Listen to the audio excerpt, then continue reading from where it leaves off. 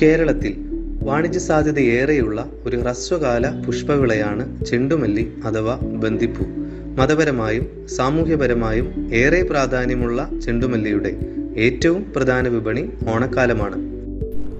സൂര്യപ്രകാശം ധാരാളമായി ലഭിക്കുന്ന നല്ല നീർവാർച്ചയുള്ള തുറസ്സായ സ്ഥലങ്ങളിലും ഇടവിളയായും ചെണ്ടുമല്ലി കൃഷി ചെയ്യാം.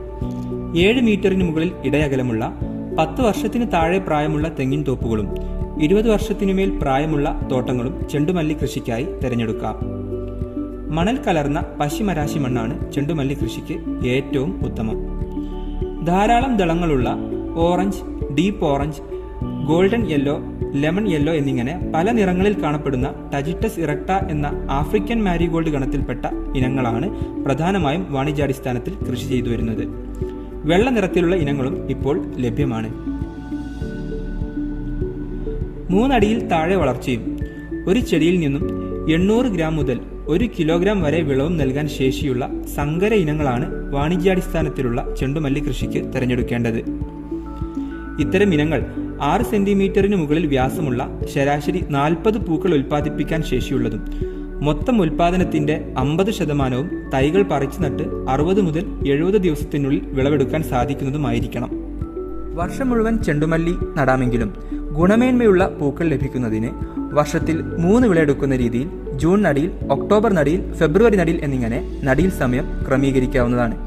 ഓണവിപണി ലക്ഷ്യമിട്ട് ചെണ്ടുമല്ലി കൃഷി ചെയ്യുമ്പോൾ അത്തം മുതൽ തിരുവോണം വരെയുള്ള ദിവസങ്ങളിൽ 50% വിളവും ലഭിക്കുന്ന രീതിയിൽ നടിൽ സമയം നിശ്ചയിക്കേണ്ടതുണ്ട്.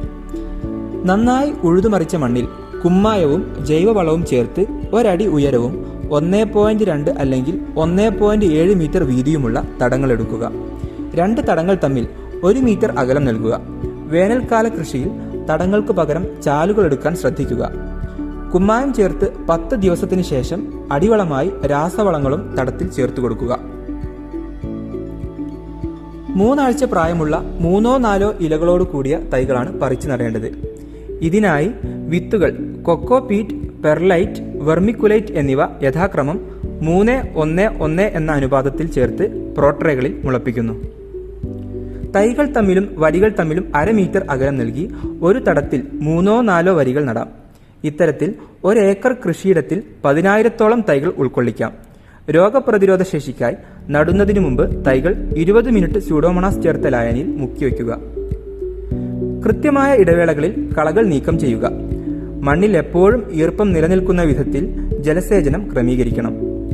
പ്ലാസ്റ്റിക് പുതയിടൽ, വളസേചനം എന്നിവ ഉൾക്കൊള്ളിച്ചുകൊണ്ടുള്ള കൃത്യതാ കൃഷിയും ചെണ്ടുമല്ലി കൃഷിയിൽ അനുവർത്തിക്കാവുന്നതാണ്. ചെണ്ടുമല്ലി കൃഷിയിലെ ഏറ്റവും നിർണായകമായ ഘട്ടമാണ് പിഞ്ചിങ് അഥവാ തലനുള്ളൽ. തൈകൾ നട്ട് 20 മുതൽ 30 ദിവസങ്ങൾക്കുള്ളിൽ തൈകളുടെ അഗ്രഭാഗം 1 ഇഞ്ച് നുള്ളിക്കളയുന്നു. ഇതുമൂലം ചെടികളെ കുറ്റിച്ചെടിയായി നിർത്തി ധാരാളം ശാഖോപശാഖകൾ ഉണ്ടാവുന്നതിനും മികച്ച വിളവ് ലഭിക്കുന്നതിനും കാരണമാകുന്നു. തലനുള്ളലിന് ശേഷം മേൽവളമായി യൂറിയ നൽകേണ്ടതുണ്ട്. കേരളത്തിലെ സാഹചര്യത്തിൽ ചെണ്ടുമല്ലി കൃഷിയെ സാരമായി ബാധിക്കുന്ന രോഗമാണ് ബാക്ടീരിയ മൂലമുണ്ടാകുന്ന വാട്ടം. രോഗബാധയേറ്റ ചെടികളുടെ ഇലകളിൽ മുരടിപ്പ്, വാട്ടം തുടങ്ങിയ ലക്ഷണങ്ങൾ കാണാം. വാട്ടരോഗത്തെ പ്രതിരോധിക്കുന്നതിനായി തൈകൾ സ്യൂഡോമോണാസ് ലായനിയിൽ മുക്കിവെച്ചതിന് ശേഷം നടുകയും 2 ആഴ്ച ഇടവേളകളിൽ 20 ഗ്രാം സ്യൂഡോമോണാസ് 1 ലിറ്റർ ചാണകത്തെളിയിൽ ചേർത്ത് തളിച്ചു കൊടുക്കുകയും വേണം. തൈകൾ നട്ട് 50 ദിവസത്തിനുള്ളിൽ പൂവിടാൻ തുടങ്ങും.